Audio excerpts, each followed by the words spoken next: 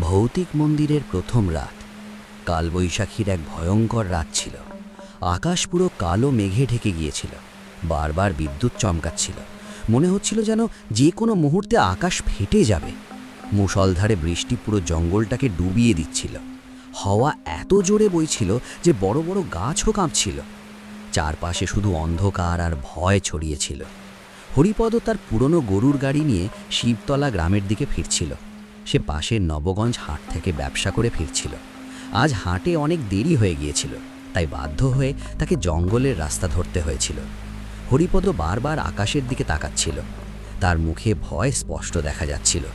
সে আস্তে বলল, হে বজরংবলী, আজ যেন নিরাপদে বাড়ি পৌঁছতে পারি। জঙ্গলের রাস্তা পুরো কাদায় ভরে গিয়েছিল। গরুগুলো কষ্ট করে গাড়ি টানছিল।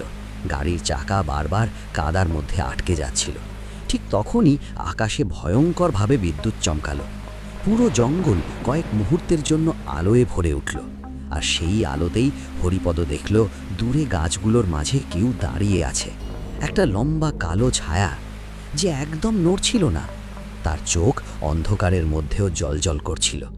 পরের মুহূর্তেই আবার চারপাশ অন্ধকারে ঢেকে গেল। কে কে ওখানে? হরিপদর বুক জোরে ধরফর করতে লাগলো।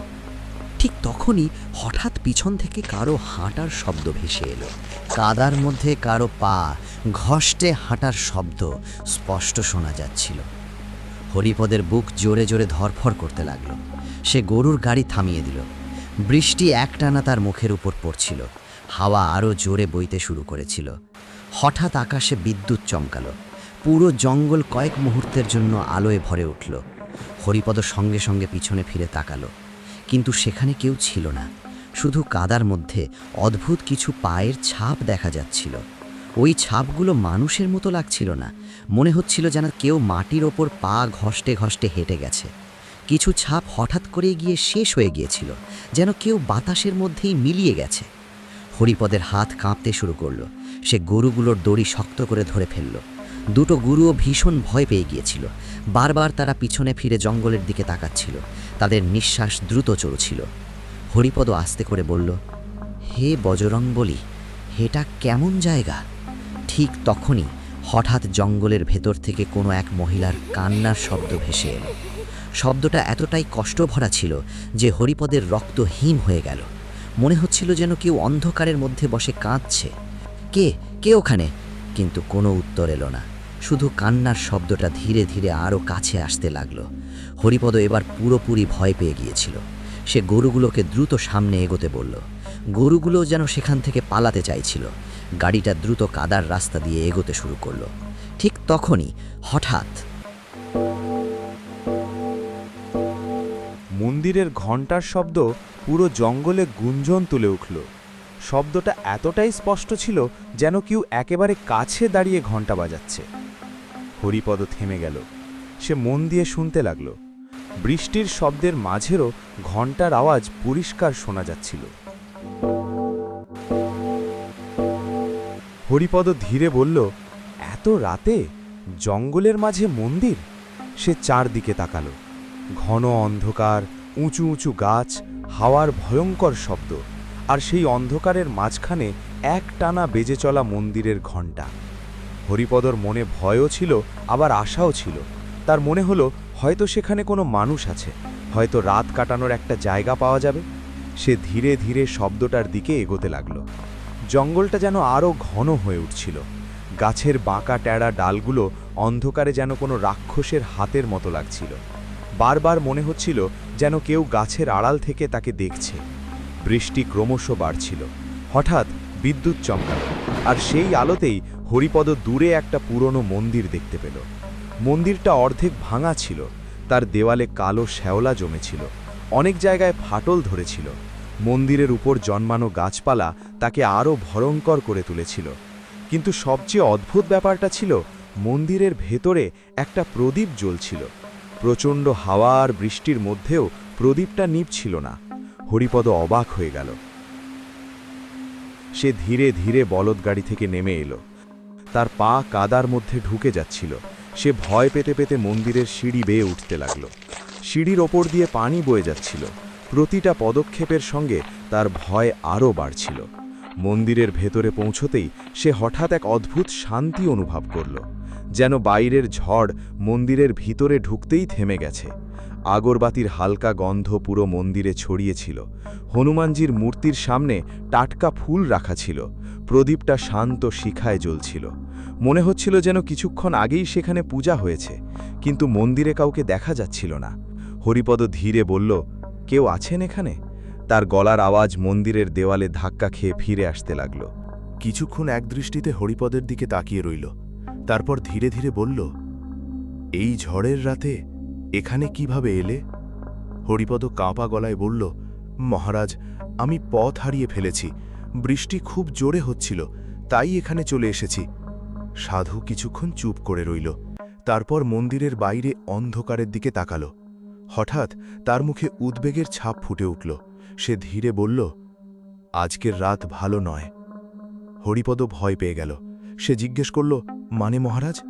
সাধু ধীরে ধীরে তার কাছে এগিয়ে এলো, তারপর খুব নিচু গলায় বলল, আজ রাতে এখানেই থেকে যাও, কিন্তু মনে রেখো, মাঝ রাতের পর যদি বাইরে থেকে কোনো শব্দ আসে, যদি কেউ তোমাকে ডাকে, যদি কেউ কাঁদে, অথবা তোমার কোনো আপনজনের গলা শুনতে পাও, তাহলেও কোনো অবস্থাতেই বাইরে যাবে না। হরিপদের শরীর দিয়ে ঠান্ডা স্রোত বয়ে গেল। সে ভয়ে কাঁপতে কাঁপতে বলল, কেন মহারাজ? সাধুর চোখ হঠাৎ গভীর হয়ে উঠল। সে ধীরে বলল, কারণ সব শব্দ মানুষের হয় না। এ কথা শুনে হরিপদ পুরোপুরি আতঙ্কিত হয়ে পড়ল, কিন্তু বাইরে ঝড় এতটাই ভয়ঙ্কর ছিল যে সেখানে থাকা ছাড়া তার আর কোনো উপায় ছিল না।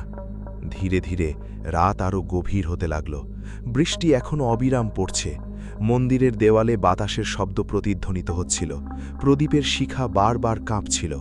হরিপদ মন্দিরের এক কোণে গিয়ে বসে পড়ল, কিন্তু তার মুখে মুখে ভয় স্পষ্ট দেখা যাচ্ছিল। সময় ধীরে ধীরে কেটে যেতে লাগল। তারপর হঠাৎ মন্দিরের বাইরে কেউ ধীরে ধীরে দরজায় কড়া নাড়ল। হরিপদ ভয়ে উঠে দাঁড়াল। তার বুক জোরে জোরে ধরফর করতে লাগল। তারপর বাইরে থেকে একটা গলা শোনা গেল, হরিপদ বেটা। হরিপদ কেঁপে উঠল, কারণ সেই গলাটা তার বাবার ছিল। হরিপদর চোখ ভয়ে বড় বড় হয়ে গেল। বাইরে আবার সেই আওয়াজ ভেসে এলো, হরিপদ বেটা, দরজা খোল, আমি খুব বিপদে আছি। গলাটা একদম তার বাবার মতো ছিল। একই সুর, একই কষ্ট, একই আপন ভাব। হরিপদর বুক ধরভর করতে লাগল। তার মাথার ভেতর হাজারো প্রশ্ন ঘুরতে শুরু করল। বাবা এখানে কিভাবে আসতে পারে? সত্যিই কি উনি বাইরে দাঁড়িয়ে আছেন? যদি সত্যিই ওনার সাহায্য দরকার হয় তাহলে? বেটা, তাড়াতাড়ি কর, আমার খুব ঠান্ডা লাগছে, আমি আর বেশিক্ষণ বাইরে থাকতে পারবো না। হরিপদর চোখে জল চলে এলো। সে ধীরে ধীরে মন্দিরের দরজার দিকে এগোতে লাগল। তার পা কাঁপছিল, কিন্তু মন তাকে দরজা খুলতে বাধ্য করছিল।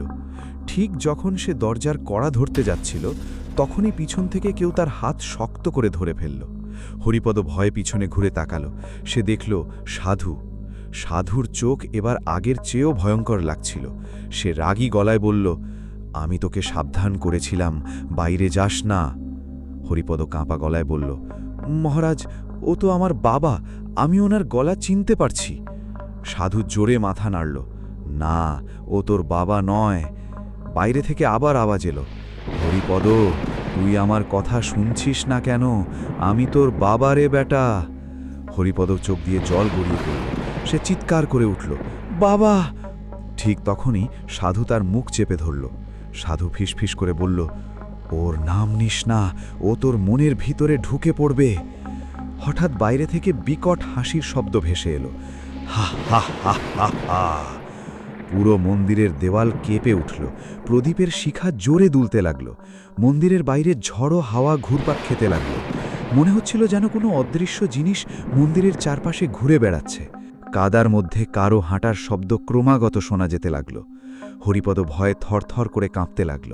সাধু তাড়াতাড়ি হনুমানজির মূর্তির সামনে বসে পড়ল আর জোরে জোরে মন্ত্র পড়তে শুরু করল, ওম হনুমতে নমঃ, ওম হনুমতে নমঃ। হঠাৎ মন্দিরের বাইরে থেকে এক মহিলার ভয়ঙ্কর চিৎকার শোনা গেল। তারপর এক ছোট্ট শিশুর কান্নার শব্দ শোনা গেল। তারপর এক বুড়ো মানুষের যন্ত্রণা ভরা চিৎকার। পুরো জঙ্গল ভয়ঙ্কর সব আওয়াজে ভরে উঠল। হরিপদ নিজের কান দুহাতে চেপে ধরল, কিন্তু শব্দগুলো যেন আরো জোরে হতে লাগলো। ঠিক তখনই হঠাৎ ধরাম! মন্দিরের দরজাটা জোরে কেঁপে উঠল। মনে হলো যেন বাইরে থেকে কেউ সমস্ত শক্তি দিয়ে দরজায় ধাক্কা মারল। হরিপদ ভয়ে পিছিয়ে গেল। তারপর আবার ধরাম! প্রদীপটা প্রায় নিভে যেতে বসল। সাধু জোরে চিৎকার করে বলল, হনুমানজির শরণে থাকো, পিছনে তাকিও না। ঠিক তখনই বাইরে থেকে আবার সেই আওয়াজ ভেসে এলো, কিন্তু এবার গলাটা আর মানুষের মতো লাগছিল না। হরিপদ, বাইরে আ! গলাটা ভারী আর ভয়ঙ্কর হয়ে গিয়েছিল। মনে হচ্ছিল যেন অনেকগুলো মানুষ একসাথে কথা বলছে। হঠাৎ মন্দিরের সব ঘণ্টা নিজে থেকেই বেজে উঠল। হাওয়া এত জোরে বইতে লাগলো যে মন্দিরের ভিতরে রাখা ফুলগুলো উড়তে শুরু করলো। সাধু একটানা মন্ত্র পড়েই চলল। তার কপালে ঘাম জমে উঠল। তারপর হঠাৎ মন্দিরের বাইরে বিদ্যুৎ চমকালো, আর সেই আলোতেই হরিপদ দরজার বাইরে ওই জিনিসটাকে দেখতে পেল। ওটার শরীর মানুষের মতো ছিল না, পুরো দেহ কালো, হাতগুলো অস্বাভাবিক লম্বা, মুখ ছিঁড়ে ফাটা, আর চোখ দুটো একদম লাল। ওটার মুখ দেখে হরিপদ আতঙ্কে চিৎকার করে উঠল। জিনিসটা ধীরে ধীরে হাসতে শুরু করলো। তারপর হরিপদর বাবার গলায় বলল, বেটা, তোকে নিতে এসেছি। হরিপদ ভয়ে চিৎকার করতে করতে হঠাৎ মাটিতে পড়ে গেল। তার চোখ ধীরে ধীরে বন্ধ হয়ে আসতে লাগল। কতক্ষণ পরে কে জানে, ধীরে ধীরে হরিপদের চোখ খুলল। সে দেখল বাইরে পাখির ডাক শোনা যাচ্ছে, বৃষ্টিও থেমে গেছে। সকালের হালকা রোদ মন্দিরের ভাঙা দেয়াল দিয়ে ভেতরে ঢুকছে। কিছুক্ষণ পর্যন্ত হরিপদ বুঝতেই পারল না সে কোথায় আছে। সে ধীরে ধীরে উঠে বসল। তখনই সে দেখল সেই সাধু মন্দিরের এক কোণে আগুনের সামনে বসে ধ্যান করছে। এখন মন্দিরটা রাতের থেকেও বেশি ভয়ঙ্কর লাগছিল। চারদিকে অদ্ভুত নীরবতা ছড়িয়ে আছে। হরিপদ কাঁপা গলায় বলল, মহারাজ। সে ধীর গলায় বলল, তুমি বেঁচে গেছ, এটাই অনেক বড় কথা। হরিপদ ভয়ে ভয়ে বলল, ওটা ওটা কি ছিল? সাধু কিছুক্ষণ চুপ করে রইল। তারপর মন্দিরের বাইরের জঙ্গলের দিকে তাকালো আর ধীরে ধীরে বলতে শুরু করল, অনেক বছর আগে এই জঙ্গলের মাঝখানে একটা ছোট গ্রাম ছিল। মানুষ সেখানে সুখে শান্তিতে থাকত। হরিপদ চুপচাপ শুনতে লাগল। সাধু বলল, কিন্তু একদিন গ্রামের কিছু মানুষ নিষিদ্ধ তন্ত্র সাধনা শুরু করল। তারা এমন এক শক্তিকে জাগাতে চেয়েছিল যাকে কখনো জাগানো উচিত ছিল না। হঠাৎ বাইরে ঠান্ডা হাওয়া বইতে শুরু করল। সেই রাতেই পুরো গ্রামে ভয়ঙ্কর আগুন লেগে যায়।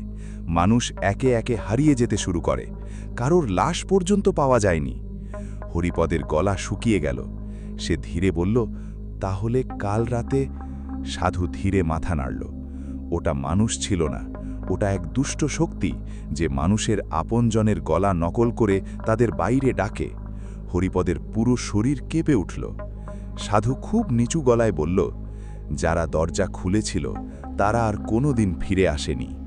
হঠাৎ হরিপদের মনে একটা প্রশ্ন এলো। সে চারদিকে তাকিয়ে জিজ্ঞেস করল, কিন্তু মহারাজ, আপনি এখানে একা থাকেন কেন? এই প্রশ্ন শুনে সাধু কিছুক্ষণ চুপ করে রইল। তারপর ধীরে ধীরে তার মুখে এক অদ্ভুত হাসি ফুটে উঠল, আর সেই হাসি দেখে হরিপদের শরীরে শীতল স্রোত বয়ে গেল, কারণ সাধুর চোখ ধীরে ধীরে লাল হয়ে উঠছিল।